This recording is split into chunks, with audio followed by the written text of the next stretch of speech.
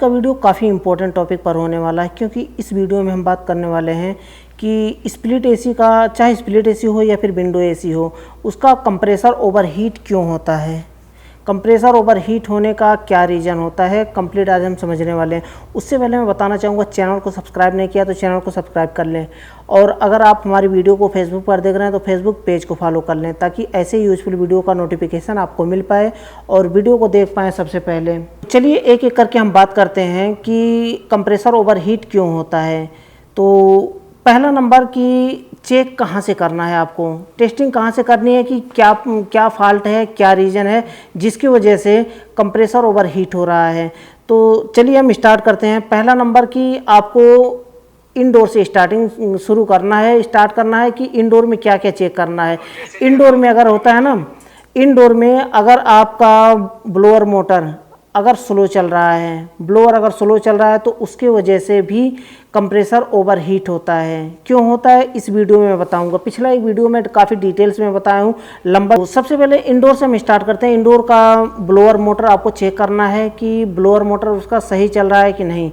अगर blower motor नहीं चल रहा होगा तो उसके वजह से भी कंप्रेसर ओवरहीट होकर के ट्रिप होता है। अब क्यों होता है इसको मैं लास्ट में बताऊँगा।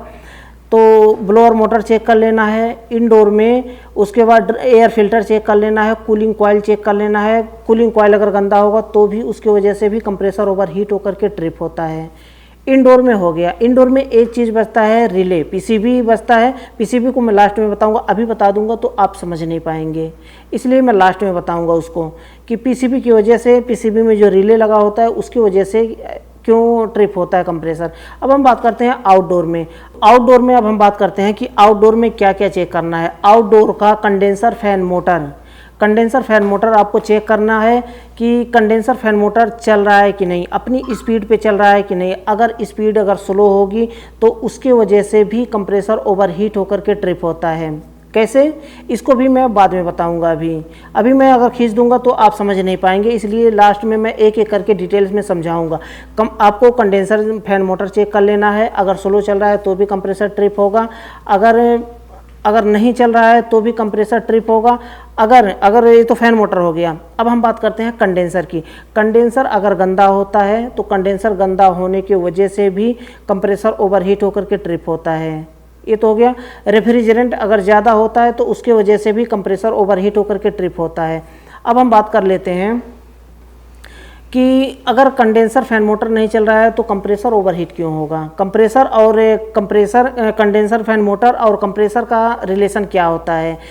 एक्चुअली में क्या होता है ना, कंडेंसर फैन मोटर जो चल रहा होता है वो पीछे का हवा खींच करके सामने फेंकता है।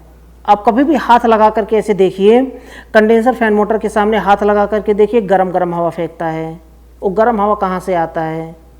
अगर नॉर्मल हवा होता है, पीछे से तो नॉर्मल हवा खींच रहा है, लेकिन वो गर्म हवा कैसे फेंकता है सामने से, इसको समझना पड़ेगा। इसको समझने के लिए आपको रेफ्रिजरेंट का साइकिल समझना पड़ेगा। रेफ्रिजरेंट का जो साइकिल, मैं काफ़ी डिटेल्स में नहीं जाऊँगा, इसमें काफ़ी डिटेल्स में जाऊँगा तो कम से कम आधे घंटे लग जाएंगे इसको समझाने में। बस थोड़ा सा मैं समझा देता हूँ कि जो रेफ्रिजरेंट का कंडेंसर में जमाव होता है, क्योंकि आगे एक कैपिलरी लगी होती है, कैपिलरी ट्यूब। रेफ्रिजरेंट कंप्रेसर तो अपनी स्पीड से फेंकता है, लेकिन कंडेंसर में रन करने के बाद कैपिलरी से जब आगे बढ़ता है रेफ्रिजरेंट तो वहाँ पर स्लो हो जाता है, क्योंकि पतली सी कैपिलरी लगी होती है। अब वहाँ से रेफ्रिजरेंट थोड़ा थोड़ा करके आगे बढ़ता है, इसलिए कंडेंसर में रेफ्रिजरेंट का जमाव ज़्यादा हो जाता है। और कंडेंसर में रेफ्रिजरेंट का जमाव ज़्यादा हो जाता है, उसकी वजह। अब कंडेंसर किसे कहते हैं, जो नए लोग हैं उसको नहीं समझ में आएगा। जो आउटडोर में जो लगा होता है जाली जैसा, आप जैसे इमेज में देख सकते हैं ना, इस तरह से जो जाली लगी होती है पीछे, उसी को कंडेंसर कहते हैं। उसी में रेफ्रिजरेंट का जमाव ज़्यादा हो जाता है, इसकी वजह से वहाँ पर वेपर में होता है। और कंडेंसर में रेफ्रिजरेंट बहुत ज़्यादा हीट होता है। अब हीट होने की वजह से उसी हीटिंग को बाहर निकालने के लिए कंडेंसर फैन मोटर लगाया जाता है। ये चीज़ क्लियर हो गया कि कंडेंसर फैन मोटर इसीलिए लगाया जाता है ताकि वो गर्मी को खींच सके। अब गर्मी कहाँ से उसमें आता है, जो पीछे से एयर का आता है ना, वो जाली में पीछे से एयर आता है। क्योंकि आप नॉर्मली आप समझ लीजिए कि फ़ैन अगर कोई भी चल रहा है तो फ़ैन में हवा कहाँ से आता है, पीछे से हवा खींचता है और सामने फेंक देता है, पीछे से हवा खींचता है सामने फेंक देता है। कोई भी फैन मोटर हो, कोई भी फैन फिन्स हो, इसी तरह से काम करता है। पीछे से हवा खींचता है और सामने फेंक देता है। तो जो पीछे से हवा खींचता है ना, तो कंडेंसर पीछे लगी होती है जाली, उसमें रेफ्रिजरेंट रन कर रहा है, वो भी बहुत ज़्यादा गर्मी में, बहुत ज़्यादा गर्म रहता है रेफ्रिजरेंट उसमें, और पीछे से खींचता है हवा। तो उसी पाइप में, इस तरह से पाइप होता है ना, इस तरह से, जैसे आप देख सकते हैं इमेज में। अब जो पीछे से हवा, नॉर्मल हवा आया, ठंडा हवा आया, उस पाइप में स्पर्श होकर के हवा गर्म हो गया। हवा गर्म हो गया तो जो हवा खींच रहा है पाइप में, ऐसे स्पर्श होकर के हवा गया तो सामने फैन मोटर फेंक दिया, सामने एक साइकिल हो गया उसका। फिर पीछे से हवा खींचेगा, फिर सामने फेंक देगा, फिर पीछे से खींचेगा, फिर सामने फेंक देगा। इससे क्या होता है, इस प्रोसेस में इससे फ़ायदा ये होता है, जो कंडेंसर में रेफ्रिजरेंट गर्म है ना, बहुत ज़्यादा हीटअप है, उसी रेफ्रिजरेंट को ठंडा करने के लिए, कंट्रोल में रखने के लिए, वह पीछे से हवा खींचता है और स्पर्श होकर के जाता है, तो हवा ठंडा कर देता है पाइप को, कॉपर पाइप को, और सामने हवा फेंक देता है। इसी तरह से रेफ्रिजरेंट काम करता है, और उसी लिए जो है आउटडोर में कंडेंसर फैन मोटर लगाया जाता है, उसी कंडेंसर को ठंडा करने के लिए। ये तो क्लियर हो गया। अब हम बात करते हैं इंडोर में। इंडोर में अगर पीसीबी में कुछ प्रॉब्लम हो, यानी कि रिले में खराबी हो, तो कंप्रेसर ओवरहीट होता है। कैसे?